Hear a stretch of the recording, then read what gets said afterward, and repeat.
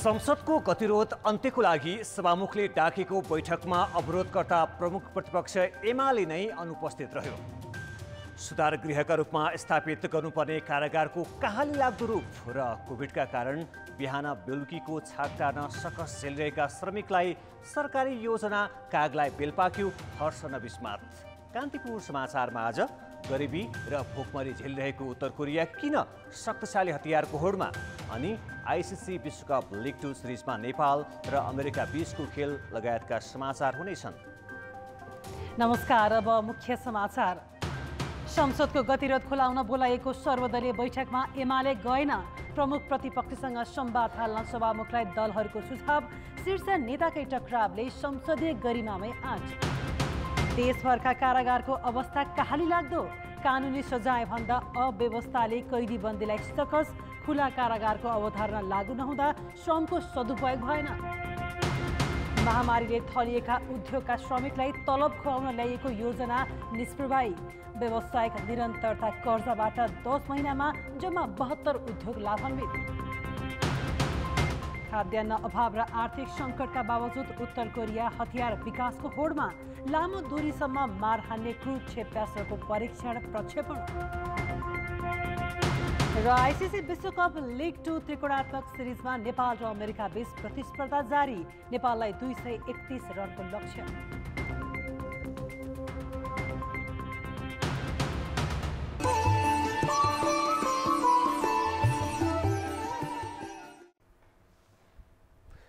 संसदको गतिरोध खुलाउन सभामुखले आज बोलाएको सर्वदलीय बैठक प्रमुख प्रतिपक्ष नेकपा एमाले बहिष्कार गरेको छ।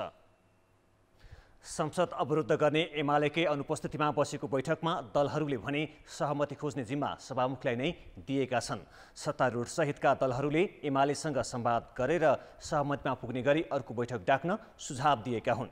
सभामुख अग्नि सापकोटाले भने बिहानसम्म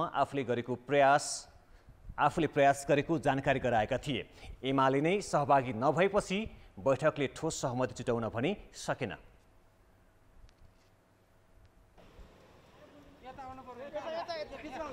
प्रमुख विपक्षी दलको बीचको कुरा हो, त्यसै कारण सभामुखले प्रयास गर्दै रहनुपर्छ। उहाँको उपस्थिति बिना यो बैठक कुनै परिणाम ल्याउनेछ। एमाले भने सभामुख र नेकपा एकीकृत समाजवादीकै विषयलाई लिएर आफूहरूले विरोध गरेको, तर उनीहरू नै सहभागी हुने भएपछि सर्वदलीय बैठकमा नजाने निर्णय गरेको जनाएको छ। एमालेको मुख्य चासो पार्टीबाट फुटेर नयाँ दल बनाएका माधव कुमार नेपाल सहितका सांसदहरू सदन र सर्वदलीय बैठकमा सहभागी नबनाइयोस् भन्नेमा देखिन्छ। संसदको गतिरोधको विषयमा सत्ता र प्रतिपक्ष दल बीचको बैठकमा छलफल गरेर मात्र निकासमा पुग्न सकिने एमाले संसदीय दलका मुख्य सचेतक विशाल भट्टराईले बताए। एमाले पार्टीले कारबाही गरेका 14 जना तत्कालीन सांसदलाई पदमुक्त गरेको सूचना सभामुखले टाँच्नुपर्ने, अन्यथा उनीले मार्ग प्रस्तुत गर्नुपर्ने शर्त राखेको छ। एमालेको अवरोधका कारण भदौ 23मा सुरु भएको संसदको नवौं अधिवेशनका बैठकहरू नियमित हुन सकिरहेका छैनन्। आफैले अवरुद्ध गरेको संसद खुलाउने बारेको आजको सर्वदलीय बैठक एमाले अध्यक्ष केपी शर्मा ओलीले बहिष्कार गरे। एमालेको आजको अनुपस्थिति राजनैतिक टकरावको पछिल्लो श्रृङ्खला हो। राज्यको महत्त्वपूर्ण ओहदामा पुगिसकेका नेताहरू नै संवैधानिक मर्यादाको व्यवस्था गरेर महत्त्वपूर्ण घटनाक्रम बहिष्कार गर्ने प्रवृत्ति छ। शीर्ष तहको अहम र प्रतिशोधले भने राज्य सञ्चालनमै असर पर्ने गरेको छ। बहिष्कारको चक्र कस्तो छ त? संसदमा विधेयकको चाङ छ। नागरिकता, कर्मचारी लगायतका 50 भन्दा बढी विधेयक टुङ्गोमा पुर्याउन दुवै सदनमा घनीभूत छलफल हुनुपर्ने हो। संसद नहुँदा ल्याइएका अध्यादेश पनि 1 दर्जन भन्दा बढी छन्। कोभिड महामारी, नजिकिदो चाडबाडमा महँगीको मार जस्ता जनताका समस्या त कति हो कति। ती सबै विषय समाधान गर्ने थलो संसदको अवरोध हटाउन सोमबार भएको सर्वदलीय बैठक नेकपा एमाले बहिष्कार गर्यो, जबकि सदन अवरोध गर्ने उही हो। नियम अनुसार नै कानुनले दिएको अधिकार अनुसार नै उहाँहरूको पार्टी अलग पार्टी बनिसकेको छ एकीकृत समाजवादी। जब प्रक्रिया नियमले अधिकार दिएको छ भने त्यो अधिकारलाई उपयोग गर्दा गर्दै एउटा लेडेढिपी किसिमले एउटा एक किसिमको हटलाई लिएर एक किसिमको इगोलाई लिएर त्यस्तो कुराहरू विचार गरेर एउटा प्रतिपक्षको भूमिकालाई निष्क्रिय गराउनु त्यो स्वाभाविक होइन। अहिले एमाले देखाएको जस्तै रवैया अरू दलका नेताहरू जो प्रधानमन्त्री समेत भइसके उनीहरू समेतले देखाउँदै आएका छन्। सभामुख अग्नि सापकोटा पनि एक पात्र हुन्। तत्कालीन प्रधानमन्त्री ओलीले संवैधानिक परिषदको संख्या घटाएर निर्णय गर्ने अध्यादेश ल्याएपछि सभामुख सापकोटा र त्यो बेलाको प्रमुख प्रतिपक्षी दल काङ्ग्रेसका नेता शेरबहादुर देउवाले बैठक बहिष्कार गरेका थिए। ओलीले मङ्सिर 28, 30 गते र वैशाख 26 गते बोलाएको परिषदको बैठकमा परिषदका दुवै सदस्य देउवा र सापकोटा उपस्थित भएनन्। आफ्नो अनुपस्थितिमा सिफारिस भएका संवैधानिक निकायका व्यक्तिहरूको शपथ कार्यक्रम समेत बहिष्कार गरेका थिए। त्यो बेला प्रधानमन्त्री ओली तथा विपक्षी दलका नेता र सभामुख बीच तिक्तता बढ्दै जाँदा मन्त्री परिषद हेरफेर र शपथमा पनि देउवा र सापकोटा जाँदैनथे। त्यसको तुस ओलीले असार 29 गते प्रधानमन्त्रीमा देउवाले शपथ लिँदा देखाए। जबकि प्रधानमन्त्रीको शपथ ग्रहण समारोहमा पुरानो र नयाँले कुर्सी साट्ने परम्परा जस्तै छ। तर महत्त्वपूर्ण ओहदा र जिम्मेवारीमा रहेका व्यक्तिले मर्यादा र परम्परा नाग्दा संवैधानिक गरिमा र संसदीय आचरणमाथि आघात पर्ने गरेको छ।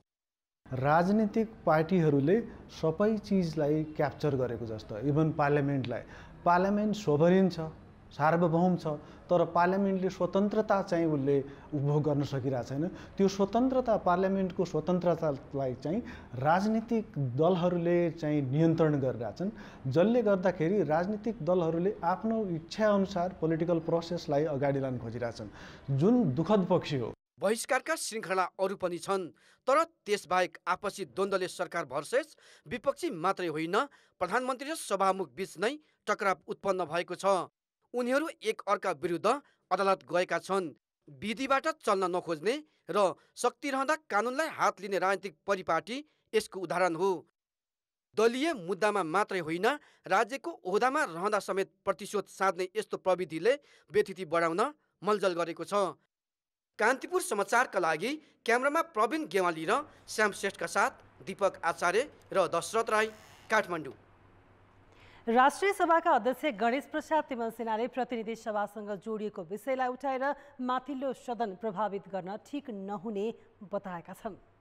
राष्ट्रिय सभाको आजको बैठकमा एमाले सांसदहरूले संसदको विवाद र सभामुखलाई लक्षित गर्दै अवरोध गरेपछि अध्यक्षले प्रतिनिधि सभाको विषयमा विरोध नगर्न र सदन सञ्चालनमा सघाउन आग्रह गरेका हुन्। अन्य सदस्यले राखेका कुराहरूमा सिङ्गो राष्ट्रको ध्यान गएकै छ र यो खास गरी प्रतिनिधि सभाको विषय राष्ट्रिय सभासँग अप्रत्यक्ष त राष्ट्र जोडिएला, तर प्रत्यक्ष त यो प्रतिनिधि सभाको विषय भएको हुँदा म माननीयहरूलाई बसेर राष्ट्रिय सभा सञ्चालनमा सहयोग गर्नको लागि आग्रह गर्दछु। राष्ट्रिय सभा आजको दोस्रो बैठकले एमालेको अवरोधका बीच लोकसेवा आयोग विधेयक पनि पारित गरेको छ। अर्को बैठक भदौ 30 गतेका लागि बोलाइएको छ। नेपाली कांग्रेसका वरिष्ठ नेता रामचन्द्र पौडेलले सभापति शेरबहादुर देउवा पक्षकै कारण 14औं महाधिवेशन निष्पक्ष हुनेमा शंका बढ्दै गएको आरोप लगाएका छन्। पार्टी कार्यालय सानेपामा आज पत्रकार सम्मेलन गरेर नेता पौडेलले सभापति देउवाको गृह जिल्ला डडेलधुरामा शक्तिको दुरुपयोग गरेर धाँधली भएको भन्दै ओडा अधिवेशन फेरि गर्नुपर्ने अडान राखे। जिल्ला समिति र ओडा सभापतिहरूको सहमति विपरीत सभापति देउवा पक्षले भदौ 25 मा एक पक्षीय ओडा अधिवेशन गरेको भन्दै पौडेलले त्यस्तै मान्यता नदिन पनि निर्वाचन समिति समक्ष आग्रह कमिटीको उपस्थिति संलग्नता र सहमतिमा त्यहाँको चाहिँ सबै चाहिँ ओडाका अध्यक्षहरूको सहमतिमा त्यहाँको चाहिँ विधि र विधान पद्धति पार्टीको विधान र नियम अनुसार नै त्यहाँको चाहिँ निर्वाचन सम्पन्न गराइयोस् भनेर हामी जोरदार रूपले भन्न चाहन्छौँ र त्यो चाहिँ जुन किसिमको अहिले चाहिँ भयो भनिएको छ त्यसलाई हामी स्वीकार्न तयार छैनौँ र त्यहाँ चुनाव गराउनुपर्छ। उनले सभापतिकै गृह जिल्लाबाट अप्रजातान्त्रिक काम सुरु भएकाले 14औं महाधिवेशन निष्पक्ष हुनेमा शंका पैदा भएको बताए। तर देउवा पक्षले भने डडेलधुरामा फेरि ओडा अधिवेशन हुन नसक्ने बताएको छ।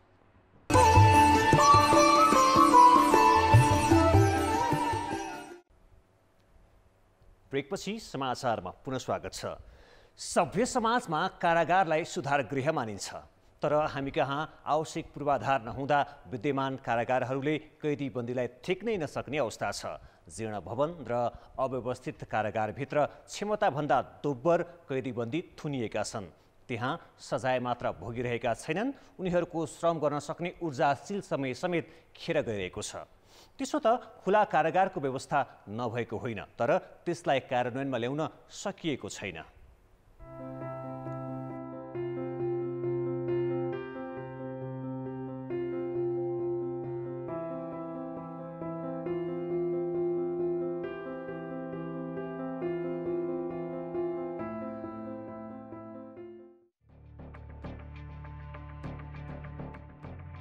चारैतिर काँडेतार र पर्खालले घेरिएको यो भवन जिल्ला कारागार कैलालीको हो। क्षमता जम्मा 200 को मात्रै, तर यहाँ 482 जना कैदीबन्दी छन्। बाहिर प्रहरीको घेरा, भित्र सिलिङ जीर्ण भएर खस्ला जस्तो। खाना पकाउने भान्साको बिजोग उस्तै। पर्खालले घेरिएको यो अर्को भवन राणाकालीन भवन महोत्तरीको जलेश्वर स्थित जिल्ला कारागारको हो। अपराध गरेपछि कानुनले कारागारसम्म त पुर्यायो, तर कैदीबन्दीलाई कानुनले दिएको भन्दा कारागारभित्रको सकस र अव्यवस्थाले दिने सजाय ज्यादा छ। 200 जनाको क्षमता भएको यो कारागारभित्र अहिले 600 जना कैदीबन्दी छन्। अवस्था कतिसम्म दयनीय भने राति सुत्न पनि पालो कुर्नुपर्छ। पालो कुर्नु पर्दा पनि सुत्न नपाएका 28 जनालाई अन्तै सारिएको छ। 77 जिल्लामा अहिले देशैभर 74 कारागार छन्। ती सबैको क्षमता 15,000 मात्रै हो, तर देशैभर अहिले 24,700 कैदीबन्दी कारागारभित्र थुनिएका छन्। सुत्ने व्यवस्थासम्म मिलाउन नसक्दा जेलर आफै सकसमा देखिने गरेका छन्। गर्नुपर्ने मर्म सम्हार पनि भइरहेको छैन। बाहिरबाट पनि अवस्था हेर्नु भएको छ, भित्र पनि त्यतिकै जीर्ण अवस्थामै रहेको छ। अब 200 जना क्षमतामा 600 जनासम्म हामीले कैदीबन्दी राखेका छौँ। हामीले 1 महिना पहिले करिब 28 जना मान्छे यहाँबाट सरुवा गरेका छौँ स्थान नभएर। जेल जीवन बिताइरहेका 25,000 मध्ये 40 वर्षभन्दा कम उमेरका मात्रै 18,651 जना छन्, जसको श्रम प्रयोग गर्न सकिएको छैन। सरकारले हरेक कैदीबन्दीलाई दैनिक 60 रुपियाँ नगद र 700 ग्राम चामल दिँदै आएको छ। एकजनाका लागि हरेक वर्ष 50,000 का दरले सम्पूर्ण कैदीबन्दीका लागि 2.5 अर्बभन्दा बढी रकम खर्च हुँदै आएको छ। अपराधले कारागारको चौघेरामा पुर्याए पनि कानुनले उनीहरूलाई कैद मिनाहा गर्न सक्ने गरी खुला कारागारको व्यवस्था गरिसकेको छ। खुला कारागारको अवधारणालाई उनीहरूको श्रमलाई सदुपयोग गर्न सक्ने व्यवस्थामा लान सकिए अपराधमा सजाय भुक्तान गरेकाले पश्चाताप मात्रै होइन, त्यसबाट राज्यले पनि फाइदा लिन सक्नेछ। 3 वर्षभन्दा बढी कैद सजाय तोकिएका कैदीले 3 दिन काम गरे 1 दिन सजाय कम हुने कानुनी व्यवस्था छ। त्यसका लागि खुला कारागारमा जानुको विकल्प छैन। खुला कारागारको अवधारणा अनुसार चाहिँ अब जस्तो विभिन्न आयोजना, विकास आयोजनाहरूमा, विकास निर्माण काममा सामुदायिकरण गर्ने कुरादेखि लिएर कैदीबन्दीहरूलाई त्यसरी चाहिँ हामीले प्रयोगमा ल्याउन सक्नुपर्ने हुन्छ। नभएदेखि चाहिँ अब यो क्षमता अभावको कारणले गर्दा जहिले पनि समस्या चाहिँ रहि नै रहन्छ। योजनाबद्ध अपराध गर्नेहरूले मात्रै होइन, अनजानले भुलवशमा भएका घटनाहरूले पनि जेलसम्म पुर्याएकाहरू छन्। त्यसैले यदि कारागारलाई सुधार गृहका रूपमा स्थापित गर्ने हो भने थुनेर मात्रै होइन, उनीहरूको क्षमताको पनि प्रयोग गर्न जरुरी छ। कान्तिपुर समाचारका लागि जिल्ला सहकर्मीहरूको सहयोगमा क्यामेरामा पशुपति बुढाथोकीका साथमा रमेश धमला, काठमाडौँ। यता कारागार व्यवस्थापन विभागले बाँकेको गणापुरमा नेपालमै पहिलोपटक खुला कारागार निर्माण गरेको छ, जहाँ योग्य, दक्ष र अति अनुशासित, त्यसमा पनि अदालतले राख्न सिफारिस गरेका कैदीबन्दीलाई मात्र राखिने भएको छ। खुला कारागारका कैदीबन्दीले आफ्नो पति वा पत्नीलाई समेत सँगै राख्न पाउने गरी कार्यविधि निर्माण गरिँदैछ। यो खुल्ला कारागार हो। 6 बिघामा रहेको यो कारागारमा अन्यमा भन्दा अति नै सुविधायुक्त 37वटा कोठा तयार गरिसकिएको छ। यी कोठामा 32 जना कैदीबन्दी राखिने भएको छ भने अझै 150 जना बन्दी राख्न सकिने गरी थप कोठा निर्माण गर्ने योजना छ। कैदीहरूलाई मानवोचित व्यवहार गर्नुपर्ने हाम्रो चाहिँ एउटा चाहिँ कानुनी व्यवस्था पनि छ। त्यसकारणले त्यो हिसाबमा चाहिँ यसलाई छिटोभन्दा छिटो सम्पन्न गरेर हामीले कैदीको स्थानान्तरण गर्ने हाम्रो योजना छ। कैदीबन्दीलाई सुधार गरी पुनर्स्थापना गर्नु अघि नै सामाजिकीकरण गर्ने उद्देश्यले खुला कारागार निर्माण गरिएको हो। 2/3 कैद भुक्तान गरेको र आचरण सुधार हुँदै गएकालाई निश्चित शर्तका आधारमा बाहिर गएर काम गर्न पाउने गरी खुल्ला कारागारमा राखिने भएको छ। निश्चित शर्तहरूको आधारमा बाहिर गएर काम पनि गर्न पाउने गरेर उसलाई चाहिँ राख्ने चाहिँ अथवा ठाउँ भनेको खुल्ला कारागार हो। कारागार व्यवस्था विभाग र गृह प्रशासनका अधिकारी खुल्ला कारागारसँगै बाँकेकै 9 बस्तामा निर्माणाधीन 3000 क्षमताको अर्को कारागारको समेत निरीक्षण सकेर फर्किएका छन्। विभागका अधिकारीहरूले नुवाकोटको त्रिशुलीमा 7000 क्षमताको केन्द्रीय कारागारको निर्माण कार्य अन्तिम चरणमा पुगेको जानकारी दिए। कान्तिपुर समाचारका लागि सविता जीसीका साथ जे पाण्डे, नेपालगञ्ज, बाँके। कोभिड-19 को संक्रमणका कारण पछिल्लो 24 घण्टामा 16 जनाको मृत्यु भएको छ। 1486 संक्रमित थपिएका छन्। 16539 जनाको नमुना परीक्षण गर्दा झण्डै 1500 जना संक्रमित थपिएका हुन्। पछिल्लो 24 घण्टामा भेटिएका संक्रमित मध्ये 21 देखि 30 वर्ष उमेर समूहका व्यक्ति बढिरहेका छन्।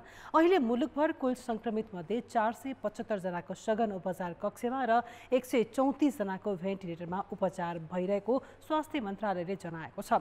पछिल्लो 24 घण्टामा 91830 जनाले खोप लगाएका छन्।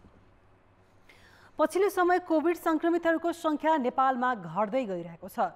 स्वास्थ्य मापदण्ड पालनाबारे नागरिकमा बढेको सजगता र 1 करोडभन्दा बढीले खोप लगाइसकेका कारण संक्रमण दरमा सुधार आएको हो। तर संक्रमण कम भए पनि जोखिम भने उस्तै छ। नेपालमा केही दिन यता कोरोना भाइरसको संक्रमण दर घट्दै गएको छ। 1 महिना अघिसम्म परीक्षण गरिएका मध्ये करिब 20% संक्रमण देखिने गरेकोमा अहिले 10% को हाराहारीमा झरेको छ। अस्पतालमा समेत बिरामीको चाप घट्दै गएको चिकित्सक बताउँछन्। हामीकामा बहिरङ्ग सेवा ओपीडीमा जचाउन आउने बिरामीहरू पनि त्यति ज्वरोका बिरामीहरू अलिक कम आएको, अनि हामीसँग आइसियू अथवा भित्र जुन भर्ना गरिराखेका छौँ बिरामीहरूको सङ्ख्या त्यो पनि पहिलाको भन्दा अलिकति कमी भएको छ। र अन्यत्र हस्पिटलहरूको कुरा बुझ्दाखेरि पनि उहाँहरूमा पनि अलिक कोभिडका बिरामीहरू चाहिँ अलिक कमी भएको चाहिँ देखिएको छ। कोभिड विरुद्धको खोपको वितरण प्रभावकारी रहेकाले पनि संक्रमण दर घट्दै गएको चिकित्सकहरूको आकलन छ। नेपालमा अहिलेसम्म 1 करोड 10 लाख भन्दा बढीले खोप लगाइसकेका छन्। हामी कहाँ एक्स्ट्राजेनेका र कोभिसिल्डको 44,24,180 डोज, भेरोसेलको 74,40,000 र जोन्सन एन्ड जोन्सनको 15,34,850 गरी करिब 1 करोड 34 लाख खोप आएको थियो। भदौ 31 गते चीनबाट थप 44 लाख भेरोसेल खोप आउँदैछ। जुन 44 लाख मात्रा भेरोसेल जुन खोप आउँदैछ त्यसको लागि वितरण कसरी गर्ने भन्ने सम्बन्धमा लक्षित जनसङ्ख्याहरू चाहिँ कार्यक्रम महाशाखा परिवार कल्याण महाशाखाले चाहिँ त्यसको चाहिँ क्याल्कुलेसन गर्दैछ कहाँ कति पठाउने भनेर। अब त्यो छिट्टै नै त्यो चाहिँ 1-2 दिनमा नै त्यो त्यसको चाहिँ फाइनल भइसक्छ र अनि त्यसपछि त्यही अनुसार चाहिँ हामी भ्याक्सिन प्राप्त गरिसकेपछि पठाइहाल्छौँ। नेपालमा कोभिडको संक्रमण कम भएको छ तर जोखिम घटेको छैन। त्यसैले संक्रमण कम भयो भनेर स्वास्थ्य मापदण्डको उल्लङ्घन गर्नतिर होइन, थप सचेत र होसियारी आवश्यक छ। कान्तिपुर समाचारका लागि क्यामेरामा विकास जोशीका साथ कृपाल गौतम, काठमाडौँ। सरकारी किचलोकै कारण 2 वर्षसम्म अल्पत्र परेको सार्वजनिक विद्युतीय बस खरिद प्रक्रिया अहिले बल्ल अघि बढाइएको छ। साझा यातायातले काठमाडौँ उपत्यकाभित्र चलाउने गरी पहिलो चरणमा 40 वटा बस खरिद गर्न कम्पनी छनौट गरिसकेको छ। अबको 4 महिनामा विद्युतीय बस ल्याइसक्ने तयारी छ। इन्धन खपत कम गर्ने र प्रदूषण घटाउने भन्दै 300 वटा विद्युतीय बस किन्ने निर्णय सरकारले 3 वर्ष अघि नै गरेको थियो। 2076 असारमा 3 अर्ब रुपैयाँ सहित असोजसम्म बस ल्याउने जिम्मा साझा यातायातलाई दिएको थियो। तर तोकिएको समयमा काम नभएको भन्दै आफै किन्ने गरी सरकारले साझासँग पैसा फिर्ता माग्यो। बस ल्याउन भने सरकारले पनि सकेन। त्यसपछि 2077 फागुनमा फेरि खरिदको जिम्मा पाएको साझाले अहिले भने बस किन्न कम्पनी समेत छनौट गरिसकेको छ। पहिलो चरणमा काठमाडौँ उपत्यकामा मात्रै चलाउने गरी 40 वटा बस ल्याइँदैछ। 3 वटा बस पुसभित्रै र बाँकी चैतसम्ममा ल्याउने तयारी छ। चार्जिङ स्टेसनको लागि आवश्यक सम्पूर्ण चार्जर र अन्य सामानहरू यही बस सप्लायरले नै दिन्छ। त्यसैले बस सप्लाई गर्दाखेरि हामीले 3टा कुरा मागेको थियौँ। एउटा बस, दोस्रो त्यसको लागि आवश्यक चार्जर र तेस्रो चाहिँ 5 वर्षको लागि मेन्टेनेन्स सेवा पनि उनीहरूले नै दिन्छ। प्रक्रियामा के छ भन्दाखेरि यो कम्पनीले 4 महिनाभित्रमा 3वटा बस सप्लाई गर्नुपर्छ। त्यो 3वटा बस हामीले पहिला ट्रायल गर्छौँ हैन, काठमाडौँमा हामीले चलाएर सबै ठिक छ भने अनि त्यसपछि बाँकी बसहरू त्यसपछि मात्रै उसले सप्लाई गर्छ। एउटा बसको लागत 1.5 करोड रुपैयाँ लाग्नेछ। चार्जर उपकरण तथा 5 वर्षसम्म त्यसको मर्मतको जिम्मा पनि त्यसैभित्र समावेश हुनेछ। चार्जिङ स्टेसनका लागि जग्गा भने सरकारले उपलब्ध गराउनेछ। विद्युत प्राधिकरणसँग पनि सहमति भइसकेको छ। पहिलो चरणमा 40 वटा ल्याउने भने पनि साझाले 300 वटै बस खरिद प्रक्रिया अघि बढाउँदैछ। देशभित्रै उत्पादन भएको बिजुली खपत हुने र व्यापार घाटा समेत कम गर्न सकिने भएकाले विद्युतीय यातायातलाई सरकारले थप प्रोत्साहन गर्नुपर्ने विज्ञहरूको सुझाव छ। अहिलेको जुन खालको महसुल दरबन्दी छ नि, त्यसबाट विद्युतीय गाडी प्रोत्साहित हुँदैनन्। अब दिउँसो खपत गरे पनि उयो, राति खपत गरे उयो, साँझ खपत गरे पनि उयो। त्यो हुनाले मलाई के फरक पर्यो, म दिउँसो चार्ज गर्छु, साँझ चार्ज गर्छु, जति बेला उसलाई अभाव छ। तर उसले चाहिँ महसुल दरबन्दी पनि राति सस्तो पारिदिने हो भने झन्डै 150 अर्बको पेट्रोल डिजेल हामी आयात गरिरहेका छौँ। त्यो मात्रै विस्थापन गर्न सक्यो भने हाम्रो व्यापार घाटा कति घट्छ, शोधनान्तर घाटा कति घट्छ। नेपालमा वर्षेनी 2.5 खर्बभन्दा बढीको पेट्रोलियम पदार्थ आयात गरिन्छ। त्यसको मुख्य हिस्सा यातायातमै खपत हुन्छ। त्यसमाथि नेपालमा उत्पादित बिजुली निर्यातका लागि बजार खोज्नुपर्ने अवस्था छ। त्यसैले पर्यावरणीय हिसाबले मात्र होइन, आर्थिक हिसाबले पनि विद्युतीय यातायातलाई प्राथमिकता दिनु मुलुकको हितमा हुने देखिन्छ। कान्तिपुर समाचारका लागि क्यामेरामा हरिशरण तिमल सिन्हा र सञ्जय लुइटेलका साथ अञ्जना लामिछाने, काठमाडौँ। अब जनताको आवाज हामीले आज 7 प्रदेशमा सोधेका छौँ। विद्युतीय सवारी साधनको उपयोग बढाउन के गर्नु पर्ला? जनताको आवाज। सरकारले करहरू घटाउनु पर्यो, त्यसपछि बाटोहरू राम्रो बनाउनु पर्यो, ठाउँ ठाउँमा रिचार्ज सेन्टरहरू राख्नु पर्यो। सरकारी नीतिमै चाहिँ एउटा प्रोत्साहनको रूपमा यो विद्युतीय चाहिँ वाहनहरूलाई चाहिँ उपयोग गर्ने चाहिँ नीति ल्याएको खण्डमा यसको प्रयोग चाहिँ व्यापक रूपमा हुने चाहिँ देख्दछु। अब मेन त सरकारबाट करहरू एकदम छुट गर्नु पर्यो, ठाउँ ठाउँमा पनि यो चार्जर स्टेसनहरू हाल्नु पर्यो। राजस्व करमा छुट हुनु पर्यो हैन। त्यसपछि ठाउँ ठाउँमा त्यो चार्ज गर्नको लागि सर्भिस सेन्टर हुनु पर्यो। सरकारदेखि हेर्ने हो भनेदेखि सरकारले पूर्ण रूपमा कर छुट गर्नु पर्यो, यसलाई भ्याट पनि छुट गर्नु पर्यो। एउटा आफ्नो स्वदेशमै त्यो कम्पनी खोल्नु पर्यो, आफ्नै लगानीमा, र त्यो हाम्रो देशको जनतालाई थोरै मूल्यमा, कम मूल्यमा दिनु पर्यो। त्यो सबै मान्छेलाई थाहा पनि छैन। हरेक मान्छेले त्यो कुरा थाहा हुनको लागि प्रचार प्रसार पनि हुनुपर्छ। यसको ब्याट्री महँगो छ अनि यसको कस्ट पनि महँगो छ। भन्सारमा केही छुट भएर र तपाईँको चाहिँ यो विविध ठाउँमा चाहिँ उपयुक्त हुने ठाउँमा चाहिँ चार्जिङ पोइन्टको पनि अति आवश्यक छ। राज्यले छिटोभन्दा छिटो मेन ठाउँहरूमा चार्जिङ स्टेसनहरू राखिदिने पहल गर्नु पर्यो। होइन भने राज्यले गर्न सक्दैन भने त्यो प्राइभेट निकायलाई चाहिँ गरेर तिमीहरूले राख भनेर एउटा नीति बनाइदिएर दिनु पर्यो। गभर्मेन्टहरूले नयाँ रुल्सहरू ल्याउनु पर्यो। त्यसको धेरै युज गर्नको लागि अब सबैजनालाई यस्तो पोलिसीहरू ल्याउने, मान्छेहरूलाई अवेर गर्ने, त्यसको कति फाइदाहरू छ के छ भनेर। विद्युतीय गाडीमा लगाउने गरेको कर जुन छ त्यसलाई मध्यनजर राख्नु पर्यो र अर्को चार्जिङ स्टेसनहरू जुन ठाउँ ठाउँमा राख्नु पर्यो। पब्लिकहरूलाई पनि अब यो गाडीको विषयमा के छ, कस्तो छ, यसको माइलेज कस्तो छ, यसलाई जानु पर्यो, चार्जिङ गरेर लिएर जाँदा कस्तो हुन्छ हैन, कति घन्टा चार्ज गर्दा कति किलोमिटरहरू जानु पर्यो हिँडेको हुन्छ हैन, त्यो कुराहरू चाहिँ पब्लिकको लागि हाम्रो चाहिँ सबै जान्न एकदम जरुरी छ। सहज ढङ्गले चाहिँ बिक्री वितरण गर्ने, त्यस्तै अब चार्ज गर्नुपर्ने होला, त्यस्तै स्टेसनहरू चाहिँ अब ठाउँ ठाउँमा राख्नुपर्ने। नेपाल सरकारले विभिन्न प्रकारको कर छुट गर्नु पर्यो र सहुलियत दरमा चाहिँ ऋण उपलब्ध गराई सामग्रीहरू ल्याउनलाई प्रोत्साहन गर्नु पर्यो।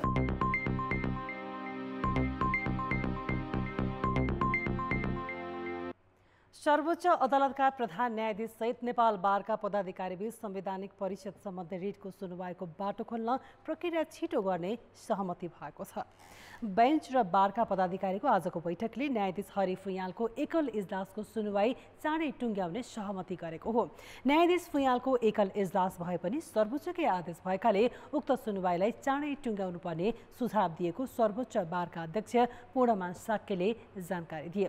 संवैधानिक परिषद सम्बन्धी रिटमा उठाइएका विषयवस्तु पनि संवैधानिक धाराको व्याख्याको विषय भएकाले सुझावलाई प्रधान न्यायाधीशले सकारात्मक रूपमा लिएको साक्यको भनाइ छ। यसअघि आजै संवैधानिक परिषद सम्बन्धी अध्यादेश र 30 बमोजिम नियुक्ति विरुद्धका रिटमाथि सुनवाई रोक्न गरेको आदेशले भएको अवरोध हटाउन अधिवक्ता ओम प्रकाश अर्यालले पूरक रिट निवेदक दायर गरेका छन्। सर्वोच्चका न्यायाधीश हरि फुयालको एकल इजलासले संवैधानिक परिषदको अध्यादेश र त्यस अनुसारका संवैधानिक निकायमा भएका नियुक्ति सिफारिस विरुद्ध परेका रिटमाथिको सुनवाई तत्काल नगर्न आदेश गरेको थियो। यसैगरी सर्वोच्च अदालतका पूर्व न्यायाधीश बलराम केसीले पनि न्यायाधीश हरि फुयालको आदेश खारेजीको माग गर्दै निवेदन दायर गरेका छन्। तर उनको निवेदन सम्बन्धित मुद्दाको इजलासमा पेश हुने र अनुमति दिए मात्रै दर्ता हुने सर्वोच्च अदालत प्रशासनले जनाएको छ। पार्टीले कारबाही गरेका एमालेका सांसद सम्बन्धी अध्यक्ष केपी शर्मा ओलीले दायर गरेको रिटमाथि भने आज पनि सुनवाई भएन।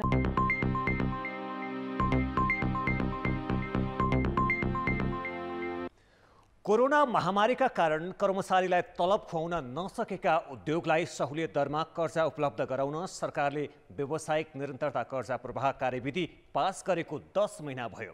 तर यो अवधिमा जम्मा 72 जना साना उद्योगीले मात्रै कर्जा लिएका छन्, जबकि देशमा सञ्चालित साना तथा मझौला उद्योग धन्दा 4 लाख भन्दा धेरै छन्।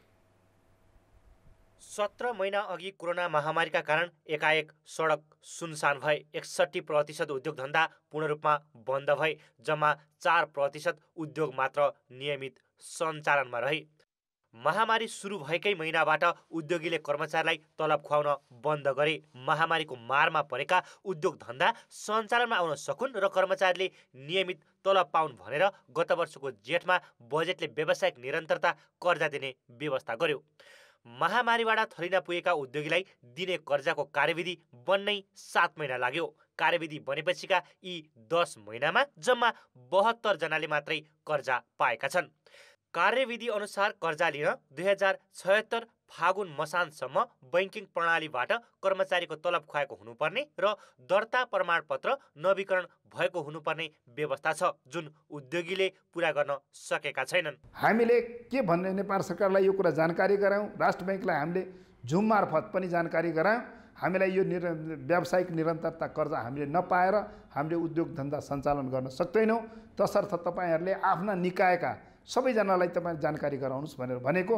तर तिनीहरूले एउटा त के छ, कार्यविधिमा झन्झटिलो प्रक्रिया, जो बैंकलाई जानकारी गरायो त्यसमा पनि झन्झटिलो प्रक्रिया के भयो भने सम्बन्धित कर्मचारीहरूले बैंक मार्फत मतलब भुक्तानी हुनुपर्छ। बैंक तथा वित्त संस्थाले यस्तो कर्जाको मागै नभएको बताइरहेका बेला उद्योगीले भने बैंकहरूले असहयोग गरेको बताउँछन्। कर्जा प्रभावकारी बनाउने विषयमा राष्ट्र बैंकको भूमिका महत्त्वपूर्ण हुन्छ, तर राष्ट्र बैंकले कुनै पहल गरेको छैन। यता सरकारी अधिकारीहरू मन्त्रालयसम्म कुनै गुनासो नआएको बताउँछन्। जुन वर्गलाई हामीले लक्षित गरेर यो ल्याएका थियौँ, उहाँहरूलाई अप्ठ्यारो परेको छ भने के अप्ठ्यारो पर्यो भन्ने कुरा उहाँहरूले राष्ट्र बैंकमा अथवा मन्त्रालयमा पनि दिन सक्नुहुन्छ। ती कुराहरू प्राप्त भयो भने मन्त्रालयले त्यसमा सहजीकरण गर्नलाई चाहिँ कुनै अप्ठ्यारो छ जस्तो मलाई लाग्दैन। 5% भन्दा बढी ब्याज लिन नपाइने यस्तो कर्जामा जम्मा 3% मात्रै नाफा हुने भएकाले बैंकको अनिच्छा देखिन्छ। त्यसमा पनि कार्यविधि अनुरूप नियमसङ्गत रूपमा आवेदन दिन नसक्ने उद्योगी पनि छन्, जसका कारण व्यावसायिक निरन्तरता कर्जा अपेक्षाकृत रूपमा प्रवाह हुन सकेन। कान्तिपुर समाचारका लागि क्यामेरामा हरिशरण तिमिल सेनाका साथ सुदिल पोखरेल, काठमाडौँ। संघीय संसदको कृषि समितिले किसानहरूको लागि अविलम्ब रासायनिक मल उपलब्ध गराउन सरकारलाई निर्देशन दिएको छ। आज बसेको समितिको बैठकले कृषि मन्त्रालयका अधिकारीहरूलाई रासायनिक मल उपलब्ध गराउन भनेको हो। जवाफमा कृषि मन्त्रालयका अधिकारीहरूले अन्तर्राष्ट्रिय बजारमा रासायनिक मलको मूल्य वृद्धिका कारण समयमा आपूर्ति गर्न नसकेको बताएका थिए। समयमा रासायनिक मल खरिद नगर्दा अहिले कृषि र साल ट्रेडिङका गोदाम रित्तिएका छन्। कृषि सहकारी तथा प्राकृतिक स्रोत समितिले खरिद योजनालाई छिटो छरितो बनाउन तत्काल उपाय निकाल्न समेत भनेको छ। ब्रेकपछि समाचारमा पुनः स्वागत छ। अमेरिकी अनुदान सम्बन्धी सम्झौता एमसीसीको विरोधमा आज काठमाडौँमा प्रदर्शन भएको छ। नेत्रविक्रम चन्द नेतृत्वको नेपाल कम्युनिस्ट पार्टीले खुला मञ्चमा एमसीसीको विरोधमा प्रदर्शन गरेको हो। प्रदर्शनमा नेकपा एमाले सम्बद्ध आइटी आर्मी समेत संलग्न थियो। कार्यक्रममा नेकपा महासचिव चन्दले एमसीसी मुलुकको हितमा नभएको भन्दै सम्झौता खारेज गर्न माग गरे। त्यसैगरी नेकपा मालेका महासचिव सीपी मैनाली, कम्युनिस्ट नेता सीपी गजुरे लगायतले एमसीसी सम्झौता स्वीकार्य देश अस्थिरता र द्वन्द्वमा फस्ने चेतावनी दिँदै राष्ट्रिय स्वाधीनताको रक्षाको लागि पनि सम्झौताको विपक्षमा उभिनुपर्ने बताएका थिए। अब जनमतको अन्तिम परिणाम। जनमतमा हिजो हाम्रो प्रश्न थियो, यातायात व्यवस्था विभागले 6 महिनादेखि चालक अनुमति पत्र वितरण गर्न नसक्नुलाई के भन्नुहुन्छ? ए अक्षमताको पराकाष्ठा, बी प्राविधिक जटिलता र सी माग धेरै भएर। जनमतको अन्तिम परिणाम यस्तो छ। ए अक्षमताको पराकाष्ठामा 90%, बी प्राविधिक जटिलतामा मात्र 4% र सी माग धेरै भएरमा 6% मत प्राप्त भएको छ। अब जनमतमा आजको प्रश्न। जनमतमा आज हाम्रो प्रश्न छ, कारागारहरू व्यवस्थित गर्न के गर्नु पर्ला? ए नीतिगत सुधार, बी पूर्वाधारमा ध्यान र सी खुला कारागार कार्यान्वयन। जनमतको अन्तिम परिणाम भोलि साँझ 8 बजेको कान्तिपुर समाचारमा प्रसारण गर्नेछौँ। कृपया NEWS न्युज /A B वा C टाइप गरी 34001 मा SMS गरी आफ्नो मत व्यक्त गर्नुहोला। प्राविधिक शिक्षा पढाउने संस्थाहरूले पढाइसँगै आय आर्जनलाई जोड्न नसक्दा विद्यार्थीको आकर्षण घट्दै गएको छ। प्राविधिक शिक्षालयहरूले कोटा अनुसार विद्यार्थी पाउन समेत मुस्किल छ। प्राविधिक शिक्षाको प्रभावकारी वृद्धि र विद्यार्थीको आकर्षण बढाउन सरकारले 12 कक्षासम्मको प्राविधिक शिक्षा अध्ययन गर्ने विद्यार्थीलाई सिकाइसँगै कमाइको कार्यक्रम अघि सारेको छ। देशभरका 434 सामुदायिक विद्यालयमा 9 देखि 12 कक्षामा प्राविधिक शिक्षाको पढाइ हुन्छ। यस्तै प्राविधिक शिक्षा तथा व्यावसायिक तालिम परिषद सिटिभिटी मार्फत आङ्गिक साझेदारी र सामुदायिक शिक्षण संस्था गरी 672वटा शिक्षण संस्थामा प्राविधिक शिक्षाको पढाइ भइरहेको छ। तर हरेक वर्ष विद्यार्थी घट्दै गएका छन्। विद्यार्थीको आकर्षण बढाउन सरकारले प्राविधिक शिक्षामा सिकाइसँगै कमाई कार्यक्रम सञ्चालन गर्ने भएको छ। इन्जिनियरिङ, कृषि, बाली विज्ञान, पशु विज्ञान, वन विज्ञान, plant science, pharmacy, lab technician लगायतका विषयहरूमा सिकाइलाई उत्पादनसँग जोड्न लागेको हो। पढेको कुराहरू चाहिँ मान्छेलाई आकर्षित गर्नको लागि पनि यस प्राविधिक धारतर्फ विद्यार्थीहरूलाई आकर्षित गर्नको लागि पढेकै समयमा पैसा कमाउने व्यवस्था गर्नको लागि कमाउँदै पढ्दै अगाडि बढ्नको लागि यस वर्ष जुन हाम्रो अहिले जुन नयाँ बजेट आएको छ 7 प्रदेशमा हामीले 21वटा विद्यालय चाहिँ छनौट गर्छौँ, प्रस्तावको आधारमा छनौट गर्छौँ र बढीभन्दा बढी विद्यार्थीहरूलाई यो कार्यक्रमसँग जोड्ने हाम्रो योजना छ। कार्यक्रम हामी त्यो अनुसारको बनाउँछौँ। बजेटले हामीलाई त्यो कुरा निश्चित गरिसकेको छ र मलाई विश्वास छ यो कार्यक्रम चाहिँ अत्यन्त लोकप्रिय र सफल चाहिँ हामी भएको देख्नेछौँ। सामुदायिक शैक्षिक संस्थालाई अभिप्रेरित गर्न सरकारले हरेक प्रदेशमा 3-3वटा प्राविधिक शिक्षा सञ्चालित विद्यालय छनौट गरी परीक्षणका रूपमा कार्यक्रम सञ्चालन गर्न लागेको हो। छनौट भएका विद्यालयलाई आवश्यकताका आधारमा बढीमा 1 करोड रुपियाँ उपलब्ध गराउनेछ। नियमित पढाइसँगै विद्यार्थीलाई कार्यस्थलको अनुभव दिने, आय आर्जनको स्रोतको रूपमा स्थापित गर्ने, सिकाइसँगै वस्तु तथा सेवाको उत्पादनमा संलग्न गराउने योजना छ। सिक्दै काम गर्ने शिक्षा प्रणाली राम्रो हो, यसका लागि सरकारले स्पष्ट नीति बनाउनु पर्ने विज्ञको बुझाइ छ। सिक्दै जान्छ, कमाउँदै जान्छ, त्यही पैसाले उसले फिस तिर्न सक्यो भने पनि त अलि कमजोर वर्गका मान्छेहरूले पनि प्राविधिक शिक्षा हासिल गर्न सक्थे।